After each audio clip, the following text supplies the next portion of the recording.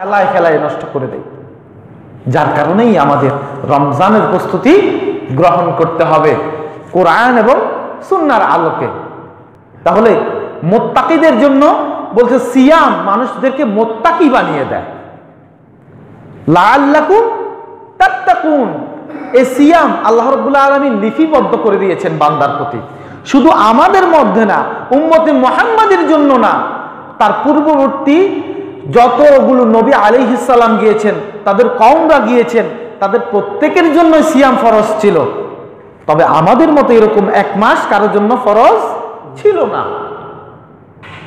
আল্লাহ রাব্বুল আলামিন ডেফিনেশন দিচ্ছেন লাআল্লাকুম তাত্তাকুন, এই সিয়াম, এই রমাদান, এই তোমাদেরকে মুত্তাকি বানিয়ে দেবে। সুবহানাল্লাহ, আল্লাহ ভীতিকারী বানিয়ে দেবে, আল্লাহর ভয় জাগ্রত করে দেবে। যার কারণে আমাদেরকে রমজানের প্রস্তুতি গ্রহণ করতে হবে কোরআন এবং সুন্নাহর আদলে, সাহাবায়ে কেরাম রাদিয়াল্লাহু আজমাইনদের দেখানো পদ্ধতিতে। যদি না হয় তাহলে আমার রমজানটা হয়ে যাবে অনর্থক, আমার রমজানটা হয়ে যাবে হেলা ফেলায়, বিভিন্ন মার্কেটে মার্কেটে এই দিন শেষ। তাই রমজান আসার পূর্বে যাদের এই ধরনের ঝামেলাগুলো আছে, যে তাদের বিভিন্ন সিয়ামের মাসে আপনার ইবাদতের প্রতিবন্ধকতা সৃষ্টি হতে পারে, আপনার ইবাদতের মধ্যে বিঘ্ন সৃষ্টি হতে পারে, এরকম কাজগুলো থেকে বাঁচার জন্য আপনাকে এর পূর্বেই এই শাবান মাসটাতেই আপনার যাবতীয় মার্কেটিং, যাবতীয় কেনাকাটা, সমস্ত বিষয়গুলো আপনি আগে থেকেই করে রাখবেন। পাশাপাশি রমাদানের জন্য আপনি প্রস্তুতি গ্রহণ করবেন। তা আল্লাহ রাব্বুল আলামিন আমাদেরকে তাওফিক দান করে সকল বলে আমিন। আমরা গত পর্বে কোরআন তেলাওয়াত প্রসঙ্গে কথা বলতে গিয়ে সময় সংকীর্ণতা বুঝতে পেরে আমরা সেখানে স্টপ করে দিয়েছিলাম। আমরা বলছিলাম কোরআন কিভাবে পড়ব। যারা কোরআন একদম জানি না তাদের প্রতি উদাত্ত আহ্বান হচ্ছে আমরা কোরআনটা এইবারে এখন থেকে এই রমজানে শিখে নেব ইনশাআল্লাহ আজিজ। যারা কোরআনটা পড়তে জানে, বিশুদ্ধ পারে না, তাদের উদ্দেশ্য হবে বিশুদ্ধভাবে কোরআন পড়ব। যারা বিশুদ্ধভাবে কোরআন পড়তে পারে তাদের জন্য উদাত্ত আহ্বান হচ্ছে, জীবনে অনেক খতম দিয়েছেন কোরআন, আমি নিষেধ করছি না আপনি খতম দেবেন না, তবে আপনার প্রতি আমার বিনয়ের সহিত আবেদন এবারে রমজানটাতে আপনি কোরআনের আলহামদুলিল্লাহ থেকে শুরু করে নাস পর্যন্ত আপনি অনুবাদটা অন্তত পড়েন, একটু বুঝে পড়েন অনুবাদটা। আল্লাহ রাব্বুল আলামিন বলছেন, সূরা কমারের মধ্যে এসেছে, এই আয়াতটাকে আল্লাহ রাব্বুল আলামিন চারবার বলেছেন। গুরুত্বপূর্ণ কথা, কিছুক্ষণ পরেই বলেন, কিছুক্ষণ পরেই আল্লাহ রাব্বুল আলামিন এই কথাটাকে বলেন। সূরা কামারের 17, সূরা কামারের 22, তারপরে 32, 40 নম্বর আয়াতের মধ্যে এই কথাটা বলেছেন। আল্লাহ রাব্বুল আলামিন বলেন, ওয়ালাকাদ ইয়াসসারনাল কুরআনা লিয-যিকর ফাহাল মিন মুত্তাকির। আল্লাহ রাব্বুল আলামিন বলেন, কে আছো তোমরা কোরআন বুঝতে চাইবে, কে আছো তোমরা কোরআনের দিকে আসবে, কোরআন থেকে ফায়দা নেবে, কোরআন থেকে হুকুম আহকামগুলো জানবে। আমি এই কোরআনটা তোমাদের জন্য সহজ করে দিয়েছি। সুবহানাল্লাহ, আল্লাহ বলছেন কোরআন সহজ। আল্লাহ বলছেন আমি কোরআনটাকে সহজ করে দিয়েছি। আর আমরা বলছি যে না, এটা তো আপনি আজকে যাচাই করেন, আমাদের সমাজে যদি খুঁজতে যান শতকরা 90% লোক কোরআন পড়তে জানে না, 90%। অনেক উচ্চশিক্ষিত কিন্তু কোরআন পড়তে জানে না, আছে না এমন? অনুবাদ তো পড়া দূরের কথা, কিন্তু কোরআনই পড়তে জানে না। তাদেরকে দিয়ে কি সমাজ, রাষ্ট্র, পরিবার কখনো উন্নয়ন বা পরিবর্তন করা সম্ভব? আদৌ সম্ভব না। এদেরকে দিয়ে কি জান্নাতের মিছিলে সামিল হওয়া যাবে কখনো? কখনোই না। দুনিয়ার মিছিলেই তারা ব্যর্থ। দুনিয়ার জয়যাত্রায় তারা ব্যর্থ হয়ে যাবে, আখিরাতের তো বিশাল বিষয়। যার কারণেই আপনাদেরকে উদাত্ত আহ্বান করি যে আমাদেরকে কোরআনটাকে আল্লাহ রাব্বুল আলামিন সহজ করে দিয়েছেন। যদি সহজ না করতেন, একদম ছোট ছোট 6-7 বছরের মাসুম বাচ্চারা 6-7 মাস 1 বছরের মধ্যে কিভাবে কোরআনটাকে রপ্ত করে, এই 30 পারা কোরআনটাকে কিভাবে তারা সেনায় গ্রহণ করে, যদি আল্লাহ সহজ না করতেন। আজ পর্যন্ত আপনারা শুনছেন কোন একটা বইয়ের হাফেজ পাওয়া গেছে? পাওয়া যাবে না। কিন্তু লাওহে মাহফুজের কোরআন আল্লাহ রাব্বুল আলামিন কিভাবে সংরক্ষণ করবেন, কিভাবে সংরক্ষণ করবেন, সেটা আল্লাহ রাব্বুল আলামিন বলে দিয়েছেন। হাফেজে কোরআনদের সিনার মধ্যে ঢুকিয়ে দিয়েছেন। একসময় পান্ডুলিপিতে কোরআন থাকবে না, অনেক জায়গায় পান্ডুলিপি কোরআন পর্যন্ত পড়া যায় না। উহুদের যুদ্ধে 70 জন হাফেজে কোরআন যখন মারা গেলেন, তখন এই কোরআন রপ্ত করার বিষয়টাকে বেশি অনুপ্রাণিত করা হয়েছে, যে কারণ ইসলাম নয়তো মুছে যাবে এরকম। যার কারণে এই কোরআনের হেফাজতের দায়িত্ব নিয়েছেন কে? আল্লাহ রাব্বুল আলামিন। লাওহে মাহফুজের কোরআনটাকে আল্লাহ রাব্বুল আলামিন সংরক্ষণ করবেন, তার দায়িত্বে ন্যস্ত। আমরা শুধুমাত্র এই কোরআন থেকে কিছু ফয়েজ নেব, হুকুম আহকামগুলো নিয়ে আল্লাহর সন্তুষ্টির জন্য কাজ করব, এটাই আমাদের সবচেয়ে বড় দায়িত্ব। আমি কোরআনের হেফাজত করব এই ক্ষমতা আল্লাহ আমাকে দেয় নাই, এটার দায়িত্ব কে নিয়েছেন? আল্লাহ নিয়েছেন। তো বলছিলাম কোরআন কিভাবে পড়ব। আপনি যখন কোরআনের অনুবাদটা সহ পড়বেন, এখন সময় আপনার কাছে অনেক লাগবে, কারণ আপনি হয়তো প্রতিদিন আধা ঘন্টা পড়লে 1 পারা পড়তে পারেন, আধা ঘন্টা পড়লে আপনি 40 মিনিট পড়লে 1 পারা পড়তে পারেন। কিন্তু যখন আপনি অনুবাদ সহ পড়তে যাবেন, তখন আপনার একটু বিষয়টা সময় সাপেক্ষ হয়ে যাবে, আপনার কাছে মন বইতে চাইবে না। গত সপ্তাহে এই মেসালটা দিয়েছিলাম, আপনার বন্ধু আপনাকে চিঠি পাঠিয়েছে, কিন্তু আপনি ওই ভাষা জানেন না। আপনি পকেটে নিয়েছেন আর বলছেন আমার বন্ধু আমার জন্য চিঠি পাঠিয়েছে, কিছুক্ষণ চুমা দিলেন আর কাউকে ধরতে দিচ্ছেন না, এভাবে নিয়ে নিয়ে আপনি হাঁটছেন। যেই জিজ্ঞাসা করছে আপনি বলছেন আমার বন্ধু আমার জন্য চিঠি পাঠিয়েছে, কিন্তু এই চিঠি পড়ার যোগ্যতা আপনার নাই। ঠিক তেমনি ভাবে সেই রব্বে করিম আরশে আযীমের মালিক আমাদের জন্য একটা চিঠি পাঠিয়েছেন। চিঠিটার নাম কি? কোরআনুল কারীম। এই কোরআনুল কারীম আমার বোঝার পড়ার সময় হয়নি, কিন্তু আল্লাহ রাব্বুল আলামিন সেটাকে ফরজ করে দিয়েছেন। তালাবুল ইলমি ফরিদাতুন আলা কুল্লি মুসলিম। রাসূল সাল্লাল্লাহু আলাইহি সাল্লাম বলছেন প্রত্যেকটা মুসলিম নর-নারীর জন্য এই কোরআনটাকে পড়া বাধ্যতামূলক করে দেওয়া হয়েছে। সুবহানাল্লাহ।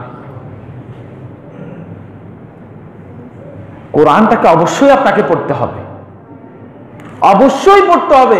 সালাত যেমন ফরজ, কোরআনটা পড়াও তেমন ফরজ। বানিয়ে বলছি, আপনার সালাতই হবে না। আপনি যদি বিশুদ্ধভাবে কোরআন পড়তে না জানেন, আপনার সালাতই হবে না। হবে সালাত? হবে না। তাহলে আপনাকে সালাত বিশুদ্ধকরণের, সালাত হওয়ার একমাত্র চাবিকাঠি, একমাত্র মূল মন্ত্র হচ্ছে আপনাকে কোরআন বিশুদ্ধ করে নিতে হবে, নয়তো আপনার সালাত আল্লাহ পর্যন্ত পৌঁছাবে না। এই সালাত আপনাকে জান্নাত জাহান্নামের ফয়সালা করতে পারবে না। তাই আমাদেরকে কোরআন বিশুদ্ধভাবে পড়তে হবে। ওয়ারাত্তিলিল কোরআনা তারতিলা। আমাদের দেশে তো তারতিল নিয়ে কোরআন পড়া হয় না। এই রমজানটাতে রাইফেল গতিতে, 5G গতিতে যেভাবে তারাবিতে কোরআন পড়া হয়, সাবকন্টিনেন্ট ছাড়া পৃথিবীর অন্য কোথাও এভাবে কোরআন পড়া হয় এটা আমার জানা নাই। কি পড়েছে ওই হাফেজ সাহেব নিজেই জানে না, কি পড়েছেন তিনিই জানে না। আবার বড় বড় মার্কেটগুলোতে যেখানে মসজিদ আছে সেখানে দেখা যায় 7 দিনে 30 পারা খতম হবে, এরপরে আর লাগবে না। 7 দিনে বা 6 দিনে কোরআন খতম করে ফেলবে তারাবিতে। এটা কি আসলে পড়া সম্ভব? আল্লাহ ভালো জানে, আল্লাহ ভালো জানে তাদের ইবাদতের কি অবস্থা। তাই আমাদেরকে তারতিল নিয়ে কোরআন পড়তে হবে, তারতিল সহকারে বিশুদ্ধতার সহিত, যেটা যেভাবে রাসূল সাল্লাল্লাহু আলাইহি সাল্লাম থেকে হুকুম আহকাম নিয়ে এসেছে ঠিক ওই শব্দটাকে ওই অক্ষরটাকে ওই মাখরাজ থেকে ওই লাহানে আপনাকে পড়তে হবে, নয়তো কোরআন আপনার জন্য বদদুয়া করবে, লাআনত দেবে। আল্লাহ রাব্বুল আলামিন বলছেন সূরাতুল ফুরকানের 30 নম্বর আয়াতের মধ্যে, وقال الرسول إن قومي هذا اتخذوا محجورا إن القرآن هذا اتخذوا محجورا। রাসূল সেদিন কিয়ামতের মাঠে আপনার আমার জন্য মামলা দায়ের করে দেবেন। আমার কওমরা এই কোরআনটাকে বিকলাঙ্গ মনে করেছিল, অক্ষম মনে করেছিল, যার কারণে সেই দিন কোরআন আপনার জন্য আল্লাহর দরবারে মামলা দায়ের করে দেবে। আমরা কি সেই মামলার আসামি হতে চাই? আমরা কি সেই মামলার আসামি হতে চাই? কখনোই না। কিছু লোককে কোরআন আটকে দেবে, কিছু লোককে কোরআন আটকে দেবে, তারা জান্নাতে যেতে পারছে না। রাসূল সাল্লাল্লাহু আলাইহি সাল্লাম বলছেন দুটি জিনিস সেই দিবসে মানুষদের জন্য সুপারিশ করবে। একটি হচ্ছে রমাদান, আরেকটি হচ্ছে কোরআন।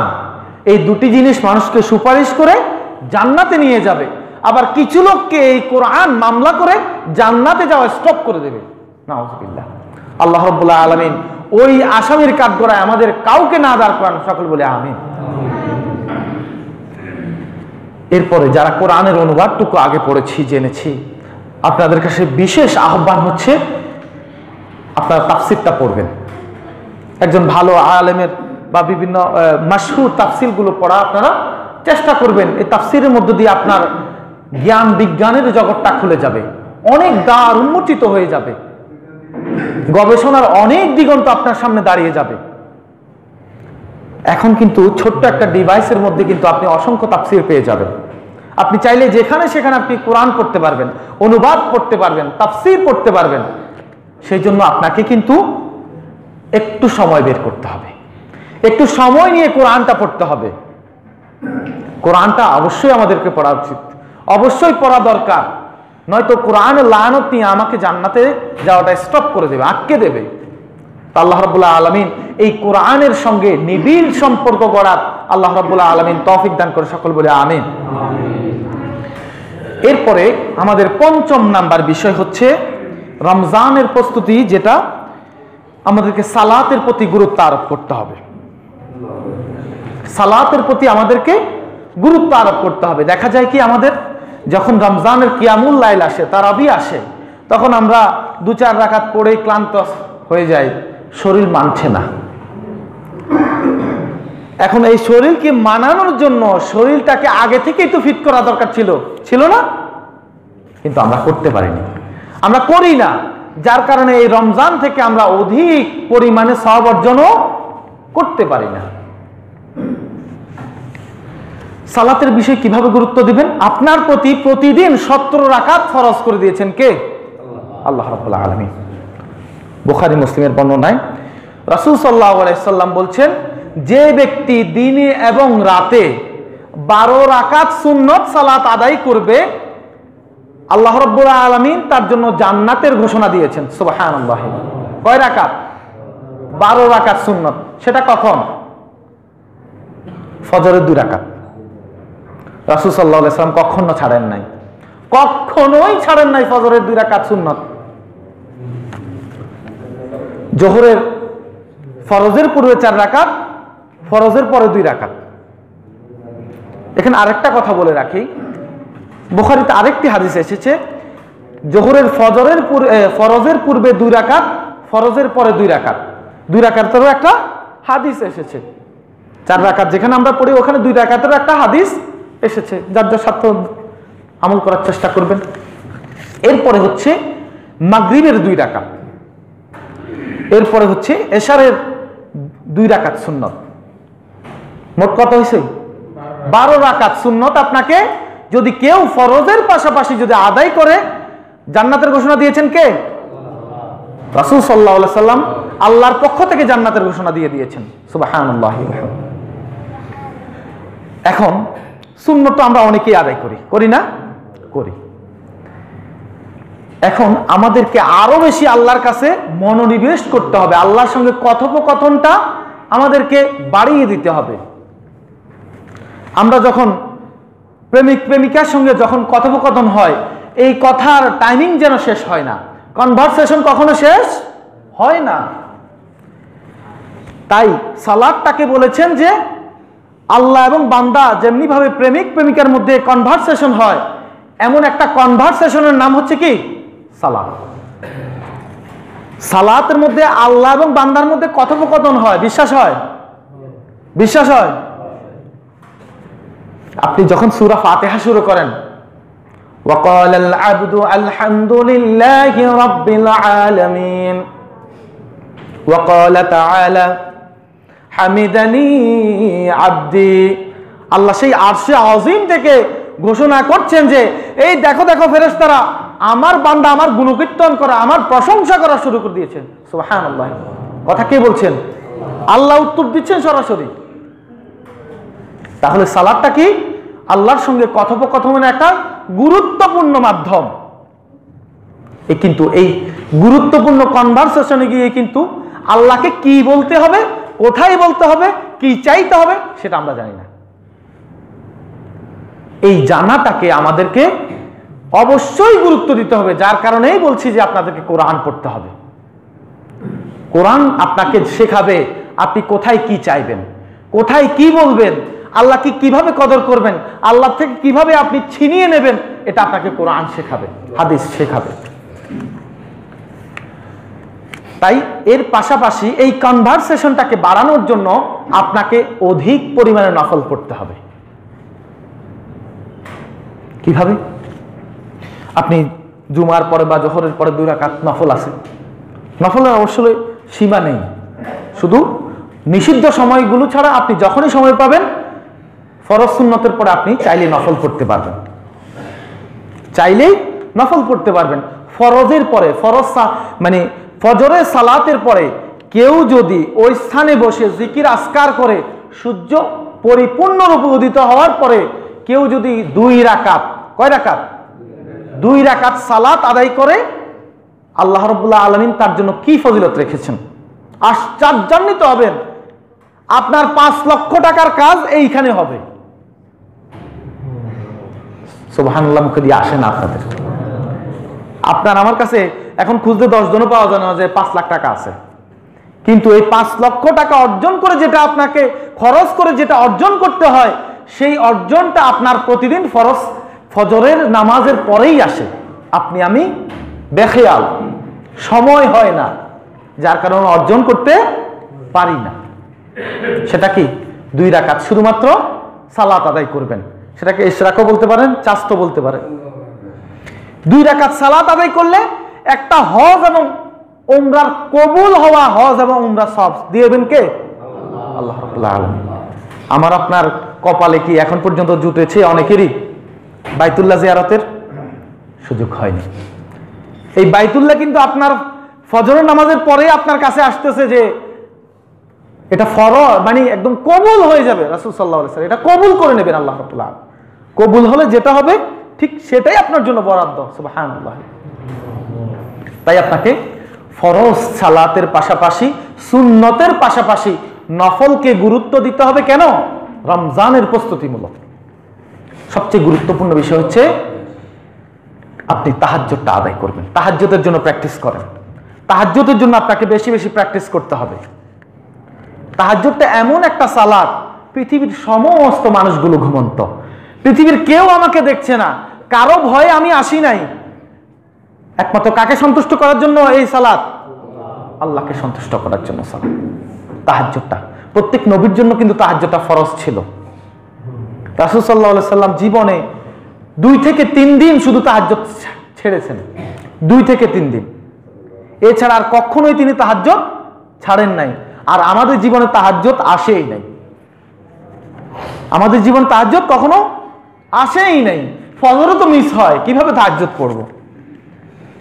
আল্লাহর কাছে সবচেয়ে গুরুত্বপূর্ণ সময় যেটা তাহাজ্জুদের সময়, যদি আপনি 2 চোখের পানি ছেড়ে দিয়ে যদি আল্লাহকে বলতে পারেন, পাহাড় সমান গুনাহ নিয়ে তোমার দরবারে উপস্থিত হয়েছে আল্লাহ, আল্লাহ তখন বলেন যে আমি আসমান সমান মাগফিরাত নিয়ে, ক্ষমা নিয়ে তোমার দরবারে উপস্থিত। সুবহানাল্লাহ। পাহাড়ের চূড়ার মতো, এভারেস্টের মতো আমি যদি গুনাহ করি, আর তখন যদি আল্লাহর কাছে 2 ফোঁটা পানি ছেড়ে দিয়ে যদি বলতে পারি, আল্লাহ আমি গুনাহগার, আমি স্বীকৃতি দিচ্ছি, আল্লাহ বলছে যে আমার দয়া, আমার মাগফিরাত, আমার ক্ষমা এর চাইতে অনেক অনেক অনেক বেশি। সুবহানাল্লাহ। তাই আমাদেরকে নফলের প্রতি গুরুত্ব দিতে হবে, নিজের জীবনটাকে সংশোধন করার নিয়তে তাহাজ্জুদটা পড়তে হবে, তওবা কবুলের নিয়তে। আল্লাহ রাব্বুল আলামিন আমাদের সকলকে তৌফিক দান করে, সকল বলি আমিন। আপনি তাহাজ্জুদের শেষ রাতে উঠতে পারছেন না, চেষ্টা করছেন, পারছেন না, কি করবেন? আপনি যখন এশার নামাজ শেষ হয়ে যাবে, বিতিরটাকে রেখে আপনি একটু লম্বা কোরআন তেলাওয়াত দিয়ে আপনি অন্য করে জীবনে 10টি সূরা ছাড়া আর কিছু শিখতে পারেন নাই। ছোট্টবেলা মক্তবে যে 10টি সূরা শিখেছেন, 10টা থেকে 11টা করতে পারেন নাই। আপনি এই 10টি সূরা দিয়ে শুরু করেন না, এই 10টা থেকে এই রমজানে আরো 2টা বাড়ান না, কষ্ট করে বাড়ান। সেই স্পিরিটটা আপনার মধ্যে রাখেন। আল্লাহ আপনি বলেছেন কোরআন সহজ, আমাকে এই কোরআনটাকে রপ্ত করার সুযোগ করে দেন। আল্লাহ তৌফিক দান করে, সকল বলি আমিন। এই 10টা সূরা দিয়ে আপনি প্রথম রাকাত পড়েন। কখন পড়বেন? এশারের পরে। এশারের সবকিছু শেষ হয়ে গেলে এই 10টা সূরা দিয়ে আপনি শুরু করেন। আবার তাহাজ্জুদ পড়তে গেলে কোরআন তেলাওয়াত করতে হবে, বিষয়টা বাধ্যতামূলক না, তবে আপনার মধ্যে আবেগ আসবে। এই সালাতটা ঘরে গিয়ে পড়লে, অন্ধকারে পড়লে খুব কনসালটেশন পাওয়া যাবে। তো তাই আপনি বাসায় গিয়ে পড়েন, বাসায় পাচ্ছেন না মসজিদেই পড়েন। প্রথম 10টা সূরা দিয়ে আপনি পড়লেন, দ্বিতীয় রাকাতে 10টা সূরা দিয়ে পড়লেন, যারা পাচ্ছেন না আর কি। দেখবেন যে আপনার মধ্যে একটা ইবাদতের মধ্যে যে একটা কিনা বলে স্থিরতা আসবে, আল্লাহর প্রতি ভালোবাসা যে কত মনোনিবেশ হয়ে যাবে তাহাজ্জুদ পড়লে আপনি বুঝতে পারবেন। তার আগে সেটা আমি বোঝানো সম্ভব না। তার কারণে আপনাদেরকে বলি, ফরজ সালাত তো পড়বেনই, সুন্নত তো পড়বেনই, এর পাশাপাশি নফলের প্রতি আপনি গুরুত্ব দেন। রমজান আসার আগে আগে আপনার মধ্যে একটা স্থিরতা আসবে, আপনাকে আর ফাঁকি দিতে মন চাইবে না, তারাবিটা ছেড়েই চলে যাব। আমরা গত বছর পড়তে পারি নাই মহামারীর কারণে, তার আগের বছর আমরা পড়েছিলাম। প্রায় 2.5 ঘন্টা সময় নিয়ে আমরা 4 রাকাত সালাত আদায় করতাম, কিয়ামুল লাইল করতাম। মসজিদে জায়গা হয় নাই, কাউকে দাওয়াতও দেয়া হয় নাই। কিন্তু কিভাবে এই ধরনের লোকেরা খুঁজে খুঁজে চলে আসে। তাই আপনাদেরকে বলি যে রাতের নামাজগুলোকে বাড়ান। রাতটা হচ্ছে অবশ্যই ইবাদতের জন্য একটা ভরা মৌসুম বলা যায়। রাতটা আল্লাহর কাছে খুবই গুরুত্বপূর্ণ, নেয়ামতের বিষয়। তাই আমাদেরকে রাতের ইবাদতটাকে বাড়াতে হবে। তাই আপনাদের বলছি, সালাতের প্রতি আমাদেরকে কনসালটেশনটা বাড়াতে হবে, মনোনিবেশ করতে হবে, মনোযোগ বাড়াতে হবে সালাতের প্রতি। সালাত কিন্তু পৃথিবীর কোনো আহকাম নয়। আল্লাহ রাব্বুল আলামিন এই সালাতটাকে পৃথিবীতে দেন নাই, দিয়েছেন কোথায়?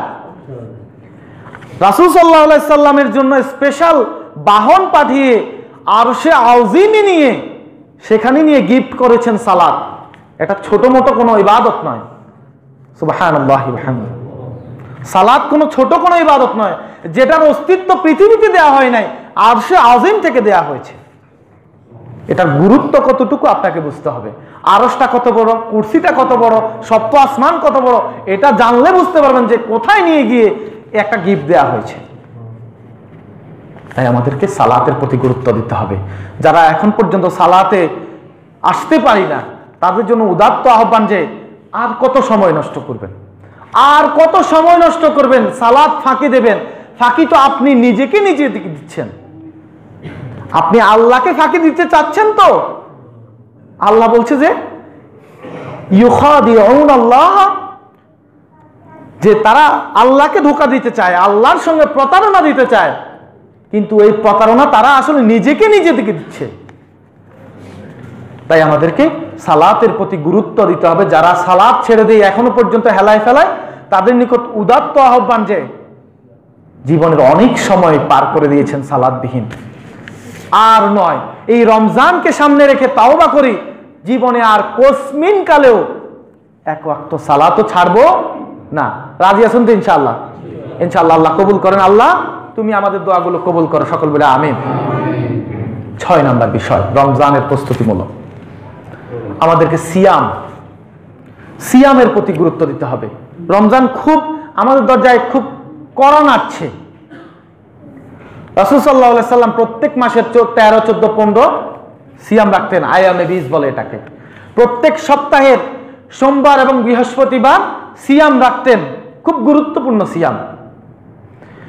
রাসূল সাল্লাল্লাহু আলাইহি সাল্লাম 2টি মাস কখনো একাধারে সিয়াম পালন করেন নাই। শুধুমাত্র কখন করেছেন?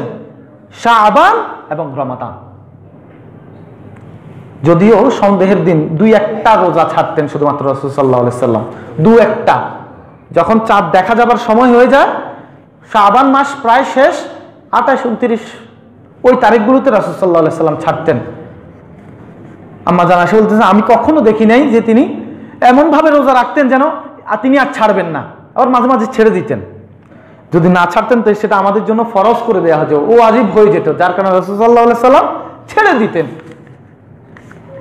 এখন আমরা যদি বলি যে শাবান মাসে কে কয়টা রোজা রাখতে পেরেছে, আমারও হাত উঠবে না, আমারও হাত উঠবে না। সিয়ামের প্রস্তুতি আমাদেরকে অবশ্যই নিতে হবে।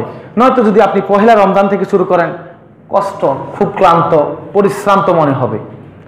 আর এই পরিশ্রান্তটা আল্লাহর ইবাদতের ক্ষেত্রে আপনাকে অবহেলিত করে দেবে, যার কারণে আপনাকে এর আগেই কিন্তু সিয়ামের মধ্য দিয়ে আপনাকে সিয়ামের প্রস্তুতি নিতে হবে।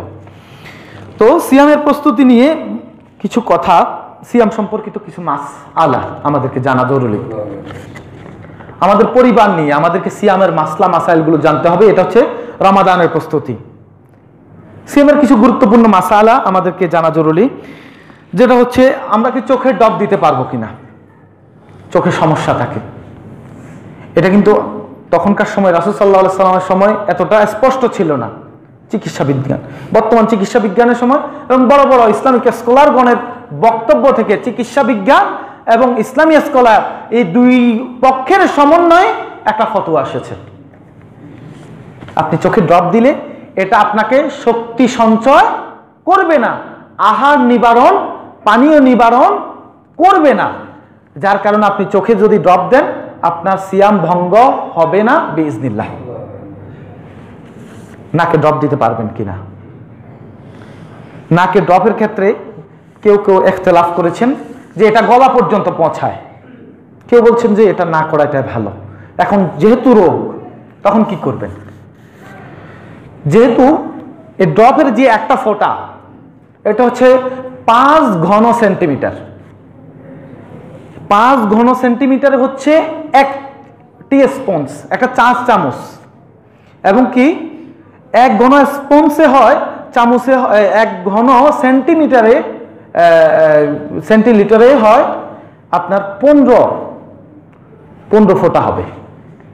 তাহলে এই 15 ফোঁটার 1 ফোঁটা যদি আপনার ঢুকে, সেটাকে আপনার কখনো পাকস্থলীতে পৌঁছানো সম্ভব না। যার কারণে বিশেষজ্ঞ ওলামা ইকরাম বলেছেন, যেহেতু এটা খুবই একদম ক্ষুদ্র একটা ড্রপ, এটা সর্বোচ্চ গলা পর্যন্ত পৌঁছাতে পারবে, তবে নিচের দিকে পাকস্থলীতে পৌঁছাতে পারবে না, যার কারণে আপনার সিয়াম ভঙ্গ হবে না। তারপরে আপনি অনেক জ্বরে আক্রান্ত, ডোজ দিতে পারবেন কিনা? পারবেন। আপনি মূলনীতি জানতে হবে।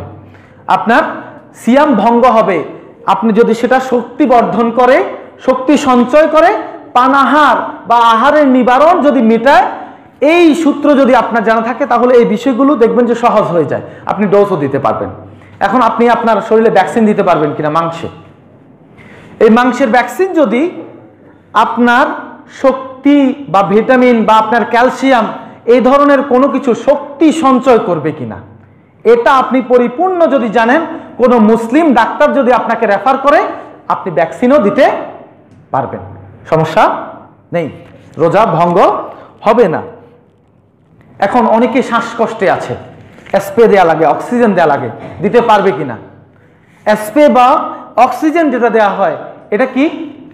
এটা কোনো পানীয় নয়, এটা হচ্ছে একটা বাতাস। আমরা যে এখন স্বাভাবিকভাবে শ্বাস প্রশ্বাস নিচ্ছি না, সেটাও সেম, সেটা কৃত্রিমভাবে নেয়া, সেটাও আপনি দিতে পারবেন, কোনরূপ সিয়াম ভঙ্গ হবে না। এখন আরেকটা বিষয় হচ্ছে যারা হার্টের সমস্যা আছে, এনজাইম প্যাট্রোনাইজ, যেটা হার্টের রোগ, এদের অনেককেই দিতে হয় জিহ্বার নিচে একটা ট্যাবলেট দিতে হয়, যেটা রক্তের মধ্য দিয়ে হার্টের মধ্যে যায় পৌঁছে, সেটা পাকস্থলিতে যায় না। বর্তমান চিকিৎসা বিজ্ঞান বলছে যেহেতু এটা পেটের মধ্যে পৌঁছায় না, পাকস্থলিতে পৌঁছায় না, এটা হার্টে গিয়ে হিট করে রক্তনালীর মধ্য দিয়ে, তাই এই ট্যাবলেট গ্রহণ করলেও সিয়াম ভঙ্গ হবে না বিইজনিল্লাহ, আল্লাহ ভালো জানেন। এটা হচ্ছে মুসলিম স্কলারদের বক্তব্য, এগুলো আছে ফতোয়া লাজনা দায়মা, আমাদের শেখ মোহাম্মদ উসাইমিন রাহিমাহুল্লাহ, তারপরে শেখ আব্দুল আজিজ বিন বাজ রাহিমাহুল্লাহ এই ধরনের ফতোয়াগুলো দিয়েছেন তাদের গ্রন্থগুলোতে, এবং মিশরীয় ফতোয়া বোর্ডগুলো এটাই গ্রহণ করেছেন, এবং সৌদির সর্বোচ্চ ফতোয়া বোর্ডও এই ধরনের কথাগুলো বলেছেন। তো তাহলে সিয়ামের এই বিষয়গুলো আমাদের কিছুটা ধোঁয়াশা আছে, যার কারণে এগুলো আপনাদের সামনে উপস্থাপন করে দিলাম, যাতে আমাদের ধোঁয়াশাগুলো নষ্ট হয়ে যায়।